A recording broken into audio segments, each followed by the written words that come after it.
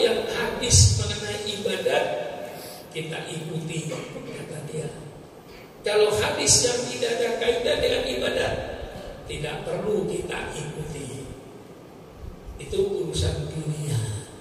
Nah, mulai dipilah-pilah ini. Bagi kita ahli sunnah wal jamaah, laqad kana lakum fi Rasulillahi uswatun hasanah. Telah ada bagi orang Islam curi teladan yang baik. Baik itu berkenaan dengan ibadah, baik itu berkenaan dengan urusan dunia, tidak usah dipisah-pisah. Bagaimana berdagangnya Rasulullah, kita tiru, itulah cara berdagangnya Rasulullah. Bagaimana cara makannya Rasulullah, kita tiru cara makannya Rasulullah. Bagaimana cara pakai baju Rasulullah, kita tiru Rasulullah. Misalnya dalam hadis-hadisnya dijelaskan, Rasulullah kalau pakai baju, pakai sepatu, celana, ya celana maksudnya celana dalam, bukan kayak celana saudara, itu mesti Rasulullah memasukkan dengan kaki kanan dulu. Kalau melepas dengan kaki kiri dulu. Tentu yang semacam ini tidak termasuk hukumnya wajib, tidak. Tapi yang itu sunnah Rasulullah itu dapat pahala. Nah, oleh mereka dibagi-bagi lagi. Ini hadis ada kaitannya dengan Rasulullah, dengan agama. Ini perbuatan Rasulullah sebagai manusia. Nah, ini hadis ada kaitannya dengan ibadat. Ikuti. Yang tidak ada kaitan dengan ibadat, gak ada urusan dengan kita. Subhanallah, subhanallah. Ini cara membingungkan. Dan kalau diajarkan di anak-anak sekolah yang tidak ngaji seperti kita, oh iya ya, ada hadis urusan dunia, ada hadis urusan akhirat. Yang urusan dunia tinggalkan itu, gak usah diikuti. Yang diikuti yang urusan akhirat. Kacau. Mudah mereka untuk menghancurkan pemahaman Islam. Nah, ini sudah ditulis oleh dia di sini dalam kitabnya. Yuqsimuha ila ismain, dia membagi hadis pada dua hadis. Ahadis khusus di umur dunia, hadis yang khusus untuk urusan dunia. Wa hadis khusus di umur dunia, dan hadis yang khusus untuk urusan agama. Dibagi-bagi. Bagi kita tidak ada dibagi-bagi. Ini suri teladan Rasulullah, baik dalam ibadat maupun urusan dunia. Dan nanti kalau urusan dunia kita ikut jual beli urusan dunia, ada babul baiknya dalam fikih. Bagaimana cara jual beli, syaratnya jual beli, bagaimana memesan barang, bagaimana menanamkan modal, babul korot misalnya. Itu semua urusan dunia. Nah, kata Mahfud, yang urusan dunia ini gak ada kaitannya dengan kita, itu cuma urusan dunia. Yang ada kaitan dengan kita hadis-hadis yang urusannya akhirat, yang ibadat saja. Yang bukan ibadat tidak usah diikuti. Kacau. Nah, ini cara mereka mengacau umat Islam ini. Maka itu oleh saya baca pemikiran-pemikiran cara ngacau umat Islam itu saya baca.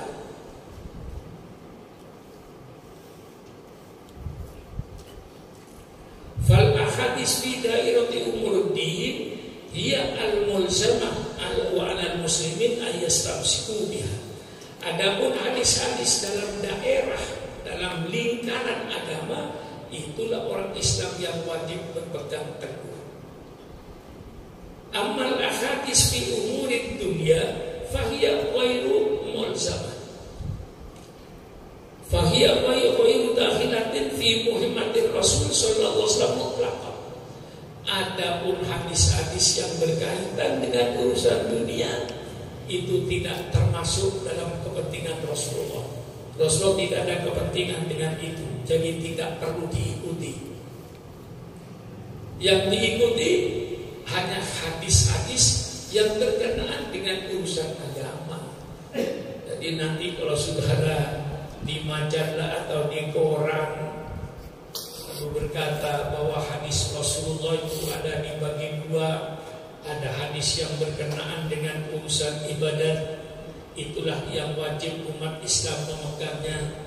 Ada hadis yang berkenaan dengan urusan dunia, itu tidak perlu dijadikan pegangan. Itu urusan dunia, tidak ada kaitannya dengan agama. Goblok. Ini dalam dunia sekarang ini yang namanya perang urat saraf. Ini yang namanya perang otak. Kalau kemakan hancur Islam. Lebih berbahaya dari perang senjata. Kalau perang senjata kita boleh mati, tapi pikiran kita tidak mati. Ini yang dibunuh pikirannya, bukan fisiknya.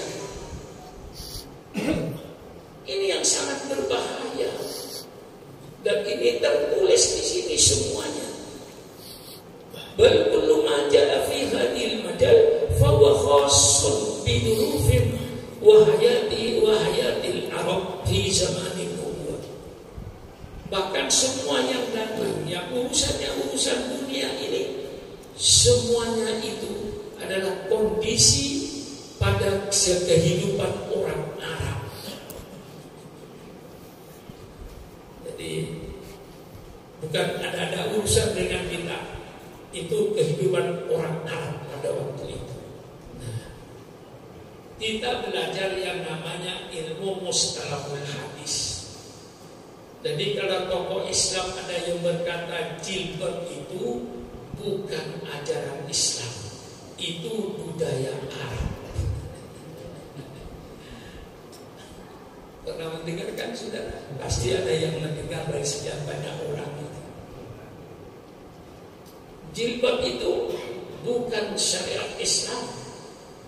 Jilbab itu budaya Arab.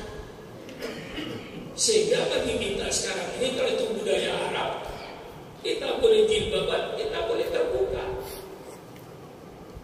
Tercapailah cita-citanya, jauhkan umat Islam dari ajaran Islamnya.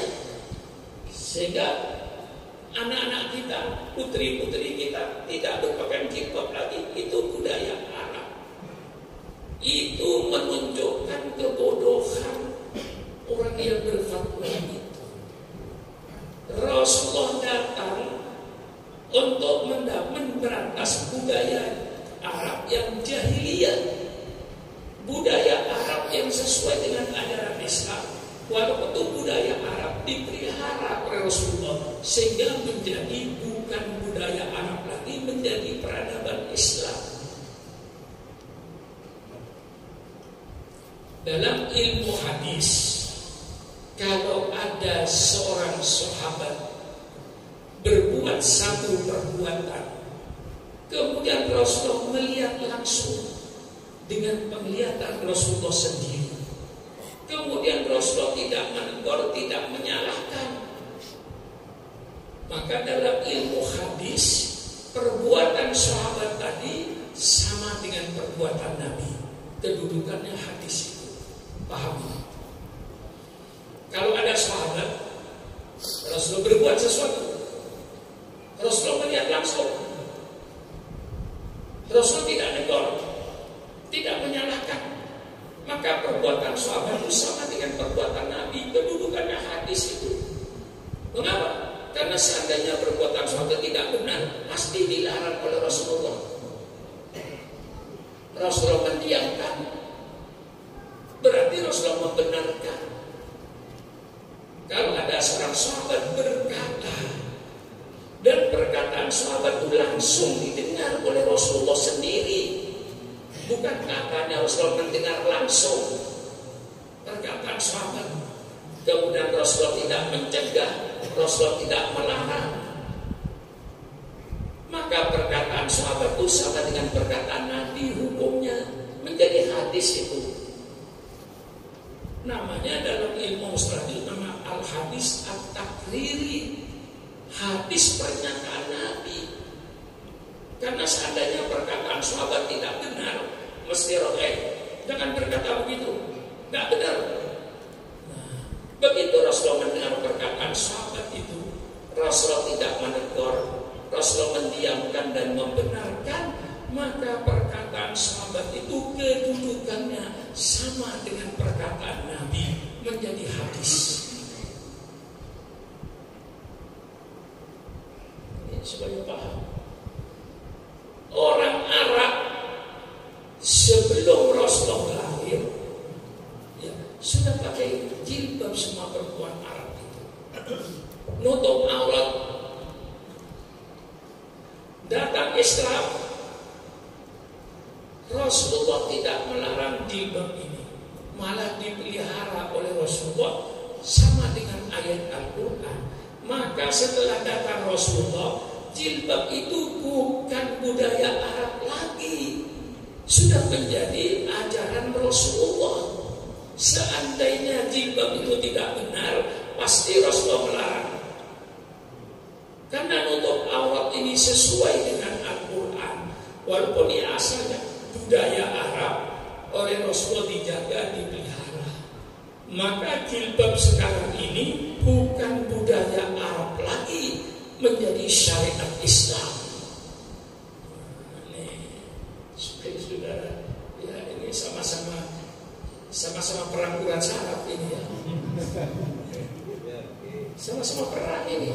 Saya sedang melawan perang ini. Saya cuci otak saudara ini.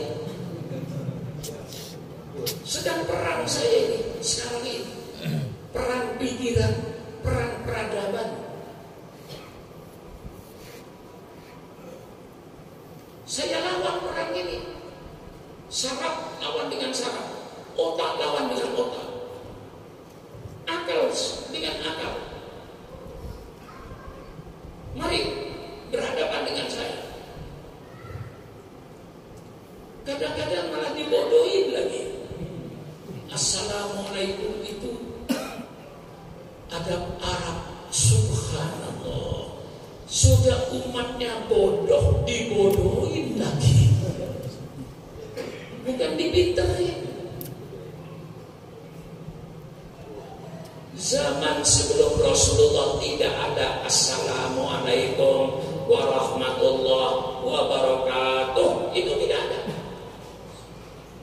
Yang ada zaman itu marhaban ahlan wa sahlan. Kalau dia Mustafa berkata marhaban ahlan wa sahlan, itu budaya Arab. Kalau assalamualaikum sama sekali tidak ada kaitan dengan budaya Arab. Itu salam Islam. Salam ini ada setelah Islam ada. Sebelum Islam ada, tidak ada assalamualaikum warahmatullahi. Karena zaman sebelum tidak ada Allah, yang ada Lata wal Uzza. Ini dalam perang urat saraf. Dengan mendiskreditkan Abi Hurairah, kita perang urat saraf. Dengan membagi-bagi hadis, ini hadis berkenaan dengan agama wajib diikuti, ini hadis urusan dunia tidak perlu diikuti.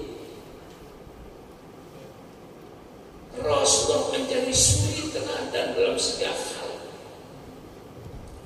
Kalau bisa kita tidur, tiru tidurnya Rasulullah.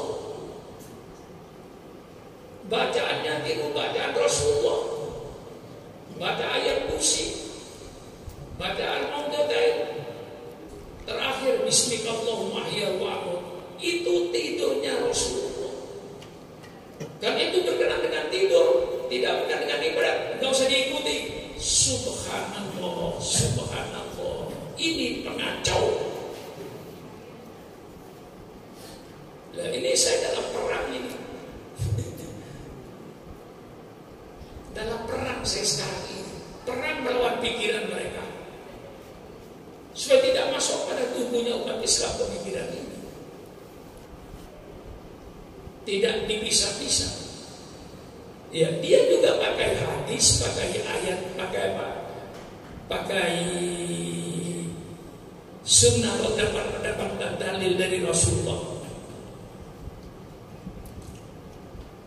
Dia dikatakan ada hadis Rasulullah, antum a'lamu bi umuri dunya.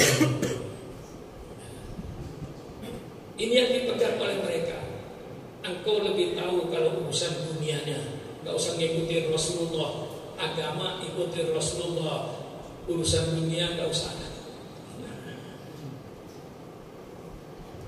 Padahal waktu itu hadis ini datangnya, orang tanya sama Rasulullah, ini kurma ini dikawinkan apa tidak Rasulullah? Kata Rasulullah, engkau lebih tahu kan, kau petani kurma, sudah pengalaman kau petani kurma. Antum a'lamu bi umuri dunya, engkau lebih tahu urusan kurma, mengapa tanya saya? Kan sudah ratusan tahun pun bertani kurma itu. Kalau tidak dikawinkan ya buahnya jarang. Kalau dikawinkan buahnya kempel katakan. Maka itu mereka mempelajari hadis-hadis itu bukan untuk memperkuat Islam. Di mana celahnya ini untuk ngacau supaya umat Islam tidak menjalankan ajaran Islamnya, termasuk dalam hadis yang dibagi-bagi ini, ya. Dalam hadis yang sudah dibagi-bagi ini, sehingga nanti minimal sekarang sudahlah urusan dunia sudah tidak dipakai. Cara makan tidak niru Rasulullah, cara berpakaian tidak niru Rasulullah, dalam pergaulan tidak niru Rasulullah. Yang niru Rasulullah dalam sholat, dalam puasa, haji, zakat, hanya itu saja yang niru Rasulullah. Lainnya urusan dunia nggak perlu diikuti Rasulullah itu, karena ini ada hadis khusus, hadis ibadat, ini hadis urusan dunia. Yang hadis urusan dunia itu nggak perlu diikuti. Ini terjadi. Oleh sebab itu perang ini saya lawan. Laporkan anakum fi Rasulillah uswatun hasanah. Rasul menjadi suri teladan dalam segala tatanan kehidupan. Contohnya Rasulullah, berdagang contohnya Rasulullah, memimpin rumah tangga contohnya Rasulullah, memimpin perang contohnya Rasulullah, memimpin negara contohnya Rasulullah, berdagang contohnya Rasulullah. Semua apa yang kata Rasulullah menjadi suri teladan semuanya. Baik urusan dunianya suri teladan, baik urusan akhiratnya suri teladan. Jangan dipisah-pisah, ini urusan dunia, ini urusan akhirat, ini habis urusan dunia, ini habis urusan akhirat. Yang urusan akhirat kita jalankan, yang urusan dunia kita tinggal. Ini dalam rangka ibadul ummatil islamiyah an islamiyah, jauhkan umat Islam dari ajaran Islamnya. Usahakan supaya umat Islam tidak menjalankan ajaran Islamnya. Ini yang terjadi. Ya untunglah saya punya bukunya, punya kitabnya, dan saya baca. Ya karena setelah itu saya membaca bagaimana taktik politiknya si Yahudi pasca perang salib 200 tahun itu. Saya baca, saya teliti. Yang disebut itu kalau bahasa Latinnya orang-orang orientalis. Kalau bahasa Arabnya al-mustasrikun. Orang-orang mustasrikun itu orang-orang barat yang mempelajari ajaran Islam, tapi tidak untuk memperkuat Islam, tapi untuk merobohkan Islam dari dalam. Jadi nanti kalau di majalah, di YouTube sekarang ini Masya Allah ada paham-paham seperti itu, sudah saya kunci ya, bahwa Rasulullah secara keseluruhannya sebagai suri teladan. Dalam urusan dunia Rasulullah suri teladan. Dalam urusan ibadat Rasulullah suri teladan. Karena Rasulullah diutus oleh Allah untuk menjadi uswatun hasanah dalam segala hal. Baik urusan dunia, kita mencontoh Rasulullah. Kalau saudara berdagang tidak mencontoh Rasulullah, apa yang terjadi? Tidur Rasulullah dalam berdagang, tidur para sahabat dalam berdagang dengan kejujuran. Di Fathul Qorib ada babul baik, di Fathul Mu'in ada babul baik. Bagaimana syaratnya jual beli, bagaimana syaratnya penjual, bagaimana syaratnya pembeli, dan bagaimana syaratnya barang yang dijual. Hanya Islam yang mempunyai kaidah yang indah. Alangkah indahnya kalau jual beli itu ada syaratnya.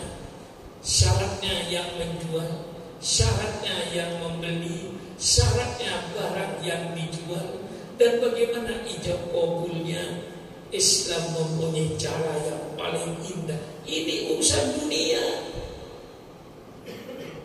Kalau urusan dunia tidak mengikuti Rasulullah, hancurlah ekonominya itu.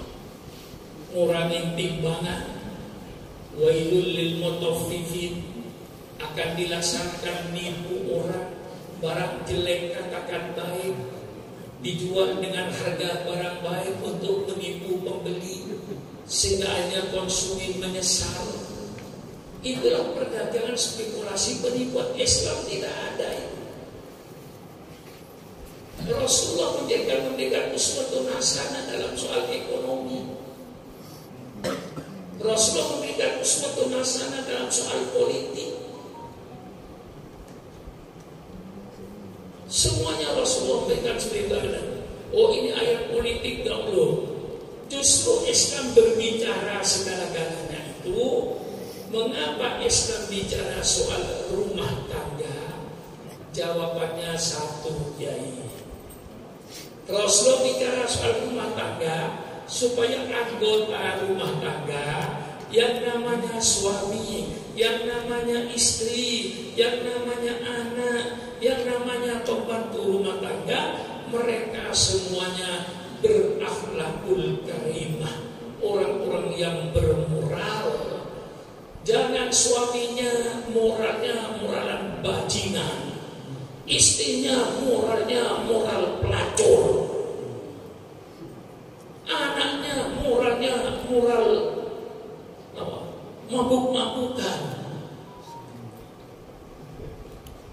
Jadi kita bicara ini soal moral. Islam bicara soal bagaimana kita ber-RT, bagaimana kita ber-RW di kampung. Islam yang bicara. Inilah peradaban Islam, peradaban yang berdasarkan Al-Quran dan Sunnah Nabi. Karena peradaban itu banyak. Ada peradaban yang hanya berdasarkan otak manusia. Kadang-kadang ada peradaban yang dasarnya dari hawa nafsu. Contohnya peradaban barat, pergaulan bebas. Malam daksa laki-laki perempuan dengan pakaian bebas. Itu peradaban. Tapi peradaban jahiliyah. Kita punya peradaban Islam.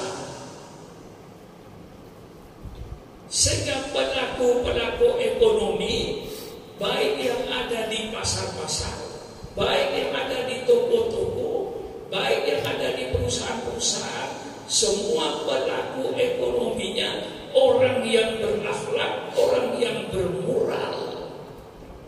Indah peradaban itu kalau orangnya berakhlak, bermoral. Apa yang terjadi kalau dalam RT kita, RW kita, tetangga kita moralnya moral preman, moral bajingan? Hancur masyarakat ini. Di pasar-pasar pelaku ekonominya tidak bermoral. Sampai Islam bicara soal politik. Mengapa Islam bicara soal politik? Supaya pelaku-pelaku politik ini terdiri daripada manusia-manusia yang bermoral, manusia-manusia yang berakhlak. Jangan sampai pelaku-pelaku politik, orang yang tidak bermoral, mentalnya mental bajingan, atasannya membunuh bawahannya.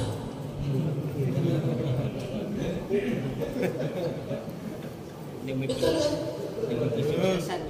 Maka Islam bicara politik ini supaya pelaku politik ini orang yang berakhlak, bupatinya orang yang berakhlak, wali kotanya orang yang bermoral, gubernurnya orang yang berakhlak, menterinya orang yang berakhlak, anggota DPR-nya orang yang berakhlak. Maka Islam bicara politik supaya pelaku-pelaku politik ini orang-orang yang bermoral. Apa yang terjadi kalau bupatinya bajingan? Apa yang terjadi kalau gubernurnya bajingan misalnya? Apa yang terjadi kalau menterinya bajingan? Ya contohnya akhir-akhir ini, seorang polisi yang pangkatnya bintang 2, ini pendidikannya Masya Allah, dari bawah tuh sudah jauh lebih screening daripada kita di pesantren ini. Untuk naik pangkat dari pangkat guru, apalagi dari bintang ke bintang, itu susahnya bukan main itu. Kok bisa membunuh orang dekatnya dengan cara yang sadis? Ya, saya berhitung, perhitungan saya, doanya Habib Rizik itu 90% berhasil. Saya doakan mudah-mudahan sampai 100%. Amin. Kabul. Ini tanda-tanda doa Habib Rizik itu makbul. Dan sholawat kita makbul. Wa asmilil zalimin bidzalimin wa akhrijna min bainihim salimin. Apa itu artinya? Wa asmilil zalimin bidzalimin. Ya Allah, sibukkan orang dolim sesama dolimnya. Yang dolim dengan dolim biar berantem sendiri. Wa akhrijna, keluarkan kami ya Allah, selamatkan kami. Min bainihim, di antara si dolim dan si dolim yang berperang ini, selamatkan kita keluar daripada kedoliman ini. Waktu dibaca terus itu sholawat ini. Allahumma sholli wa sallim ala sayyidina Muhammad wa aslil dhalimin bidzalimin wa akhrijna min bainihim salimin. Ini tanda-tanda sholawat ini sudah kelihatan sekarang. Mereka sedang berantem dengan mereka, terusin berantem. Supaya kedoliman oleh Allah diperlihatkan. Wa makaru wa makar Allah, wallahu khairul makirin. Lah ini Islam bicara. Rasulullah dijadikan uswatun hasanah bukan hanya di bidang agama saja. Uswatun hasanah di bidang keduniaan. Bagaimana perang ini sekarang? Menang gak saya kira-kira? Menang atau tidaknya tergantung saudara. Kalau saudara dengan keterangan saya ngaku, betul Pak, ya betul, berarti saya menang. Kalau saudara tidak ngaku, ya pokoknya kalau urusan dunia saya tidak ikut Nabi. Gagal saya, kalah saya. Jadi setiap hari ini kita jual perang peradaban sebenarnya. Perang pikiran, perang otak. Ini perang yang jauh lebih dahsyat daripada perang senjata. Kalau perang senjata umat Islam boleh mati. Tapi ajaran Islam di Afghanistan, ajaran Islam di Irak tetap tumbuh. Walaupun ribuan manusia yang dibunuh, boleh badannya dibunuh, tapi keyakinannya dan ilmunya tidak terbunuh. Tapi kalau perang urat saraf ini berbahaya, orangnya hidup, Islamnya dia mati. Ini sekarang yang sedang terjadi perang ini. Lewat YouTube-nya, lewat filmnya, lewat tulisnya, lewat segala macam. Dalam rangka perang peradaban antara peradaban Islam dengan peradaban non-Muslim.